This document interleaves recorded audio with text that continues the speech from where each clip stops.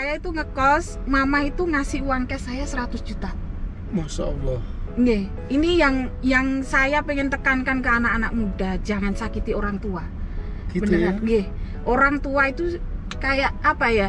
Jembatan kita, kalau kita enak sama orang tua, jembatan kita juga enak. Tempat saya diambil. Begitu, akhirnya merek sampean didaftarkan oleh orang yang sampean Lah, undang. nggih. Nah, disitulah awal bencana Bagi saya. bagi Mbak Jingga yang Nggih. akhirnya kehilangan hak mereknya. Iya, padahal itu saya dulu itu jualan itu per minggu, Pak. Jadi Sampai berapa pieces satu minggu itu, Pak? dalam satu minggu itu bisa hampir 5.000 piece. Masya Allah. Dulu itu saya terakhir itu, Pak ya, pas event kejadian itu saya satu minggu itu ada orderan hampir 1,5 M. Mama saya selalu ngomong kalau harta itu bisa dicari, ketenangan hati itu yang susah dicari. Nah, caranya adalah dengan ikhlas itu tadi Nggih. ya. Ngapain sih kayak kamu itu masih terbelenggu sama satu titik gitu loh, sedangkan kamu itu bisa menaungi hal yang lebih besar dari ini. Selalu semangat, pantang menyerah. Juara ada untuk Anda, tersebar di seluruh dunia. Juara luar biasa.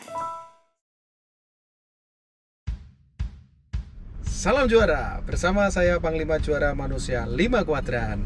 Sobat juara sekalian, bertemu kembali dengan saya dalam program Bincang Juara. Nah, hari ini saya akan ketemu dengan salah satu sobat juara kita yang istimewa. Dan saya sekarang berada di Araya Malang. Saya udah ditunggu nih sama dia. Seorang wanita yang punya kisah inspiratif yang saya harapkan nanti bisa menjadi inspirasi buat sobat juara sekalian. Kita akan dengarkan bagaimana dia menjalani perjalanan hidupnya, terus kemudian bagaimana dia membangun bisnisnya, dan tentunya kita juga akan mendengarkan apa yang menjadi cita-cita dan visi hidupnya dia. Yuk kita jemput dia. Nah, saya sekarang berada di Araya Driving Course Golf. Nah, ternyata dia juga golfer juga. Olahraga yang tentunya sangat-sangat luar biasa. Saya dulu juga pernah sedikit-sedikit main golf, tapi ternyata saya nggak begitu suka. Tapi ternyata sobat juara ini sangat menyukai golf. Yuk, saya sudah ketemu sama dia nih sekarang nih. Halo, assalamualaikum Mbak Jingga. Waalaikumsalam, Pak Aku. Waduh, lama nih kita nggak ketemu. Iya, aduh. Apa ini? Ini Coffeenery, Pak Abu. Coffeenery. Produk saya. Produknya Mbak Jingga Iya, ya? benar. Perasaan beberapa tahun lalu saya ketemu produknya bukan kopi. Iya, dulu hijab. Oh, dulu hijau. Iya. Mbak Jingga, Nggih. ini kan kita lagi dalam program Bincang Juara, Oh, siap. disaksikan oleh seluruh penonton sobat juara di seluruh dunia. Oh, siap. Wah, keren ini, Pak Abu. Nah, kita mau cerita nih Mbak Jingga. Iya, Pak. Kira-kira apa sih perjalanan Mbak Jingga selama ini? Kan penguasa Malang nih sekarang. Waduh, Ya. menakutkan ini kalau ngomong kayak gini, Pak Abu. Nah, kita pengen tahu Mbak. Yang pertama kita pengen tahu bagaimana perjalanan hidup Mbak Jingga dari Siap. kecil sampai sekarang. Terus yang kemudian bagaimana perjalanan bisnisnya. Oke. Terus yang ketiga apa cita-citanya selama Siap. menjalani bisnis yang akan datang. Dan yang Baik, keempat pastinya adalah apa sih visi misi Mbak Jingga dalam Siap. menjalani bisnisnya ini sehingga bisa besar seperti sekarang ini. Oke, Pak Abu. Silakan Aduh. Mbak Jingga, kenalan kepada para sobat juara yang ada di seluruh dunia ini. Halo, assalamualaikum sobat juara. Perkenalkan, nama saya Jingga. Saya asli Lamongan, tapi sekarang saya menetap ke Malang.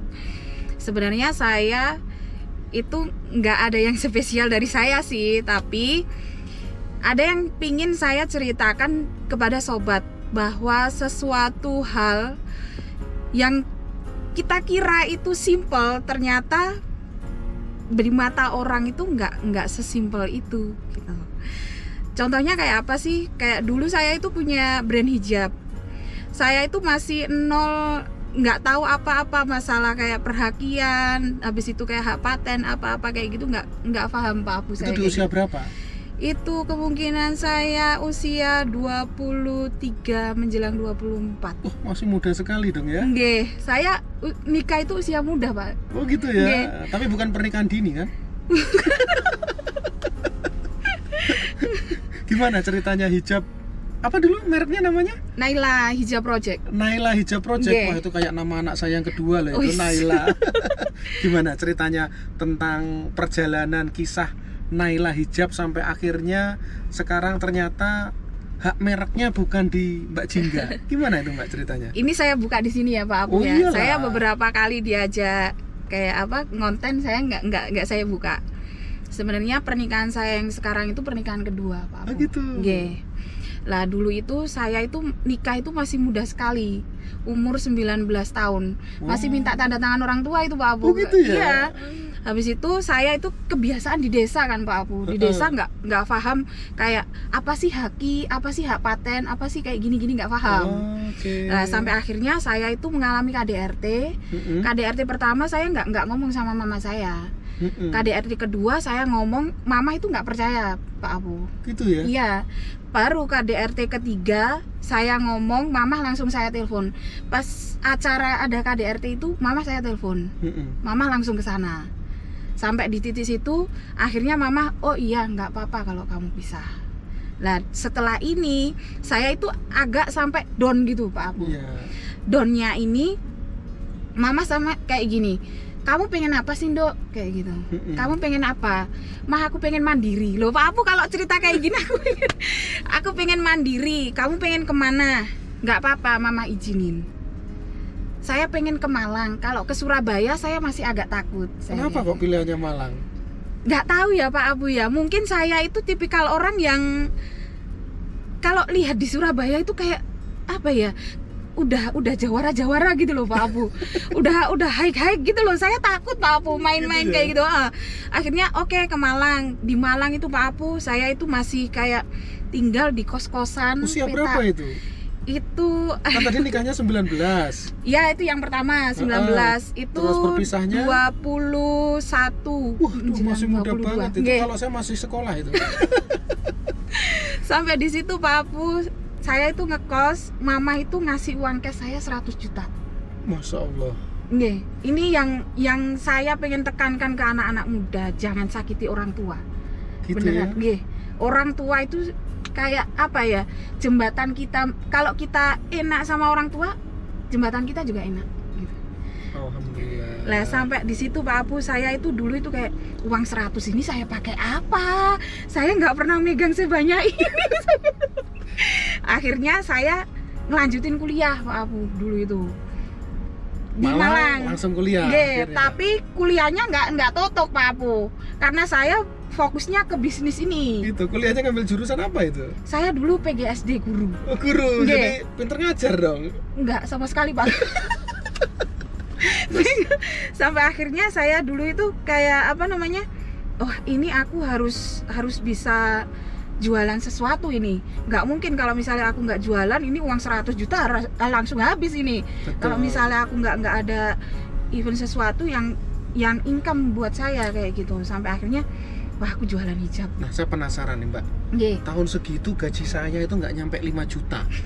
Sampean dikasih uang 100 juta sama mamahnya itu, apa motivasi mamahnya ngasih uang 100 juta? Biar nenangin hati atau apa Mbak? Mamaku itu single parent Pak Abu. Dan mamaku itu subhanallah sekali. Mamaku itu pernah hidup enak, habis itu jatuh, Heeh, ditinggalin papa, heeh.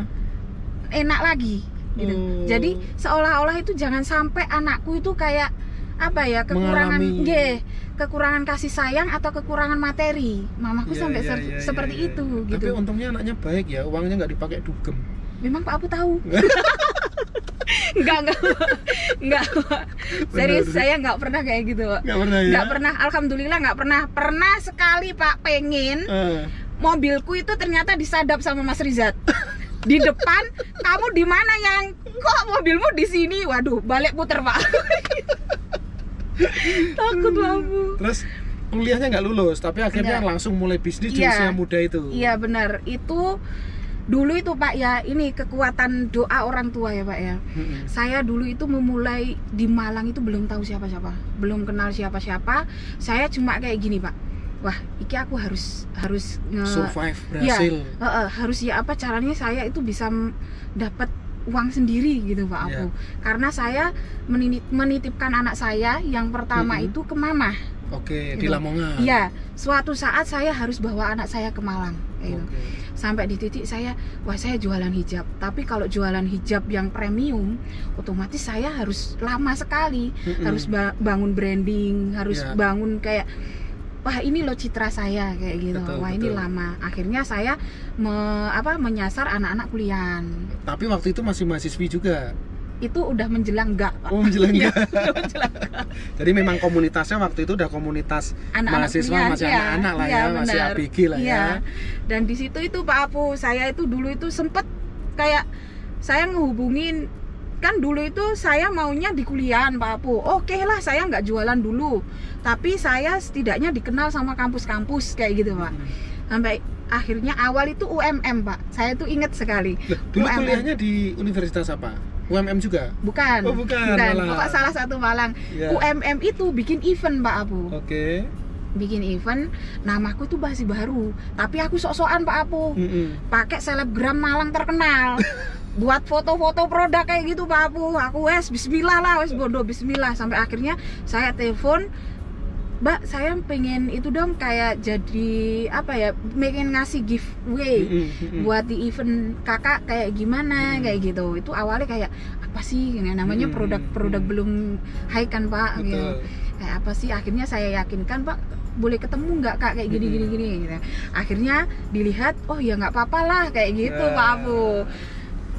Akhirnya di situ itu saya kayak gini, loh ini enak loh misalnya kayak ngasih giveaway untuk para kampus-kampus ini, soalnya mangsa saya di sana semua. Target marketnya di sana semua. Akhirnya sampai di situ. Nah ini kecerobohan saya Pak. Kenapa? Saya nggak belajar yang namanya hak paten, hak atas kekayaan intelektual. Lah itu harus banget sebenarnya Pak. Saya di kecerobohan yang saya pikir simple, ternyata itu bagi saya tuh impactnya luar biasa. Nah benar, bumerang bagi saya juga Pak. Kayak gitu loh.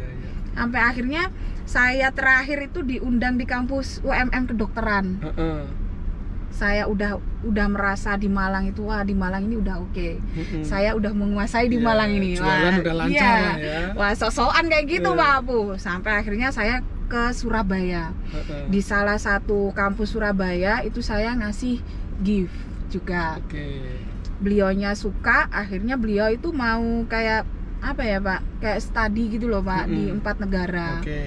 Mau nggak kayak hijabnya saya bawa kayak gitu jadi Pak. di endorse bawa ke 4 negara itu ya, tanpa kita mengeluarkan budget kan Pak. Akhirnya seneng. Suka di situ Pak, saya wah ini kita harus bikin web deh gitu. Tahu web tapi nggak tahu haki. Lah ini kelirunya Pak. Gitu ya? Iya, saya tahu web tapi nggak tahu haki. Belum tahu haki itu apa kayak gitu-gitu. Waduh, belum paham.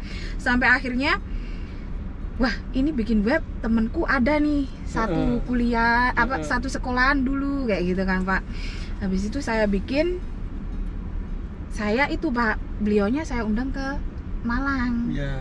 Ternyata beliaunya pengen gabung. Gitu. Tapi belum bisa, disitulah tempat saya diambil. Begitu. Akhirnya merek sampean didaftarkan oleh orang yang sampean undang. Nah, disitulah awal bencana bagi saya. Bagi Mbak Jingga yang akhirnya kehilangan hak mereknya. Iya, padahal itu saya dulu itu jualan itu per minggu Pak. Jadi sampai berapa pieces satu minggu itu Pak? Dalam satu minggu itu bisa hampir 5.000 piece. Masya Allah. Dulu itu saya terakhir itu Pak ya, pas event kejadian itu saya satu minggu itu ada orderan hampir 0,5 M. Masya Allah. Usia segitu ya? Iya. Nah dari Mbak Jingga punya merek Naila, sampai naik order segitu, sampai akhirnya jatuh itu berapa tahun itu Pak? Itu berapa ya Pak, lupa aku udahan itu. aku udah nggak mengenang itu Pak. Jadi udah Nggak mau mengenang yang jelek-jelek ya? Iya bener Pak, aku udah bener-bener saya tutup Pak. Tapi saya sama personalnya sih udah memaafkan, udah nggak ada kayak aku, aduh ini kayak gini-gini, nggak, udah wis kita berteman-teman aja, tapi ada batasnya. Baik sekali. Emang Pak, saya kan baik hati. Luar biasa loh. Jadi orang yang sudah merebut merek sampean, membuat bisnis sampean langsung habis. Iya. Karena akhirnya kan dia yang Iya. ngejalanin Naila Hijab Iya, itu benar, kan. Itu sampean bisa memaafkan. Bisa. Salut teman-teman. Ini bener-bener seorang pebisnis yang luar biasa. Kalau saya sih belum tentu bisa loh, bener loh ini. Tapi Mbak Jingga ternyata memiliki hati yang seluas samudra. Asik, aduh Pak. Ya, Mbak Jingga. Amin. Oke. Apa yang membuat motivasi Mbak Jingga bisa memaafkan orang yang melakukan hal seperti itu kepada Mbak Jingga? Karena satu Pak, ajaran dari mama saya. Oke. Mama saya selalu ngomong kalau harta itu bisa dicari, ketenangan hati itu yang susah dicari. Nah, caranya adalah dengan ikhlas itu tadi ya. Ngapain sih kayak kamu itu masih terbelenggu sama satu titik gitu loh. Sedangkan kamu itu bisa menaungi hal yang lebih besar dari ini. Wah, luar biasa itu. Jadi bersyukur sekali ya Mbak Nggih, Jingga alhamdulillah. mendapatkan seorang ibu yang mengajarkan value-value positif. Iya bener itu. Ya. Iya bener. Waduh, salut. Nanti kapan-kapan ajak saya ke ibunya ya. Siap. Ibu sekarang di Lamongan atau di Malang? Di Lamongan Pak. Oh, di Lamongan. Teman-teman sekalian, kisah yang tentunya itu tidak mudah untuk dijalanin seorang pebisnis. Seperti kita ketahui, untuk menjadi sukses itu ibaratkan 5 jari ini: kekuatan karakter, kekuatan fokus, kekuatan merek, kekuatan networking, dan kekuatan detail. Dan Mbak Jingga pernah kehilangan kekuatan mereknya, tapi tidak menyerah, bahkan memaafkan pelakunya. Jadi sampai sekarang masih berteman. Masih. Wah, luar biasa sekali. Itu wajib kita tiru sebagai seorang pebisnis. Dan ternyata setelah memaafkan pun tetap berbisnis, Mbak. Tetap. Iya. Nah, orang yang sekarang ngambil mereknya sampean itu mereknya sekarang masih bergaung di Malang, Surabaya nggak sekarang? Kemarin sempet awal itu pernah Pak. Sempet apa kayak masih dibumingin kayak gitu. Tapi terakhir kemarin tuh udah enggak. Udah enggak. Iya. Habis juga bisnisnya Habis. dia. Setelah perjalanan kehilangan merek yang nilainya mungkin ratusan juta, bahkan omsetnya tadi lebih dari 0,5 M lebih ya dalam satu kali order. Tentunya itu bukan hal yang mudah. Iya benar. Terus sekarang ini bikin apa ini? Coffeenery. Coffeenery. Iya. Ya, ternyata sekarang bayangin ya teman-teman, dari hijab lari ke kopi, tapi masih di kepala sih. Kalau hijab kan dipakai di kepala, kalau kopi diminum ya. Iya, Ini benar. ceritanya bagaimana nih kalau Coffeenery ini? Ini berlanjut dari kisah hijabnya Pak. Oh gitu. Iya. Sebenarnya saya itu udah down. Tapi kalau saya down itu 1 hari saya nggak boleh diganggu. Oke. Jadi saya nggak boleh ditanya, nggak boleh ketemu orang dan lain-lain. Pokoknya saya dalam 1 hari itu sampai akhirnya kalau saya udah melampiaskan emosi saya, baru saya bisa berpikir. Wah, itu takut saya melampiaskan emosinya pakai apa ini? Mecahin piring atau?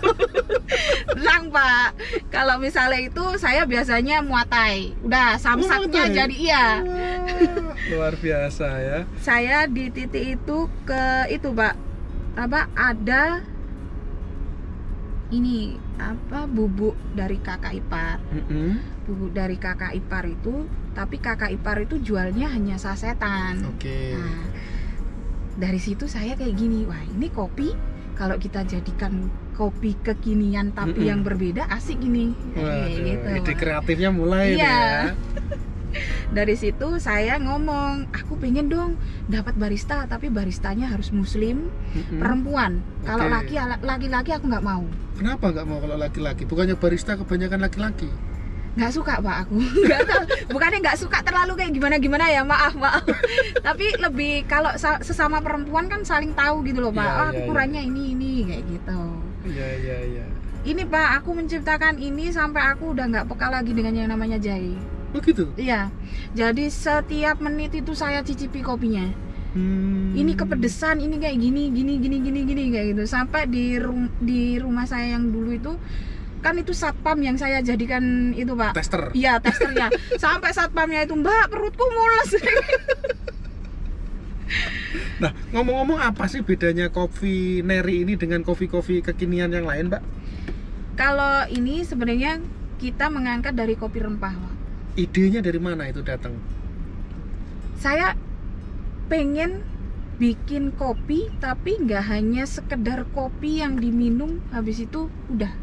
Saya pengen itu kalau kopi kalau diminum itu ada anget-angetnya gitu. Oke, makanya ada tes Iya, jahenya ya. Iya, benar. Jadi sobat juara sekalian, sebagai seorang pebisnis seperti Mbak Jingga ini tidak pernah kehilangan ide dan kreativitas.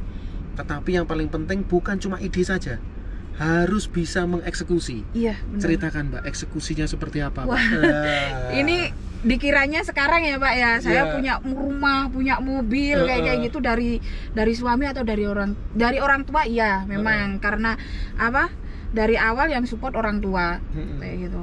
Tapi semua ini pure memang dari saya. Usaha ya. Iya, bahkan mobil kemarin itu sempat beli mobil itu juga dari jual kopi. Dari jual kopi. Iya, benar. Jadi mobilnya itu kalau jalan pi. Ya.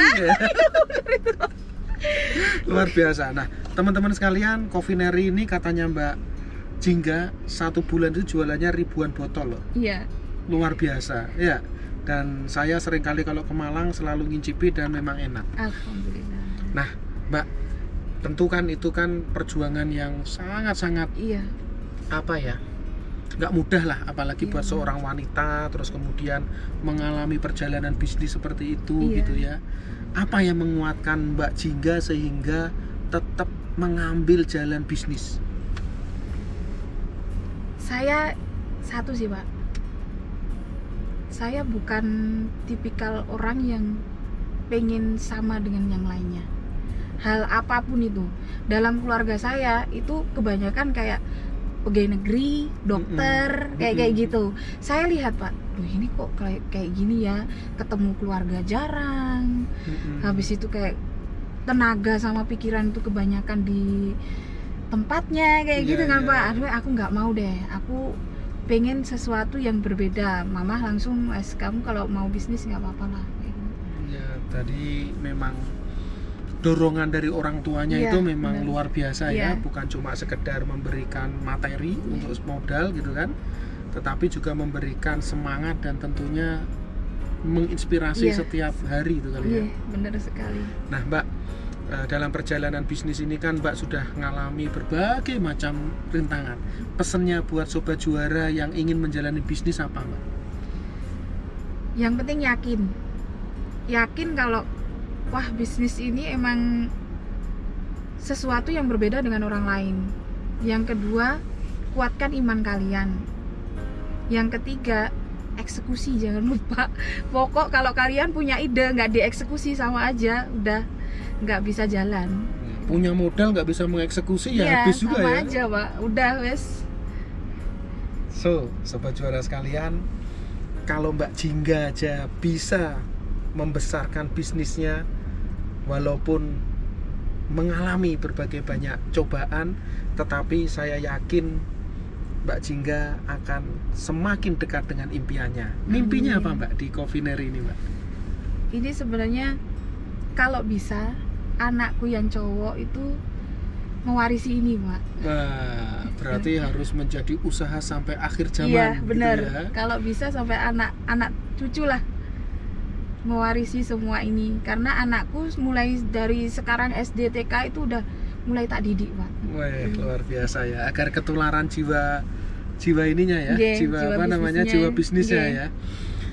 Sobat juara sekalian, kita sudah ngobrol panjang lebar dengan Mbak Jingga dan kita udah mau sampai ke tujuan.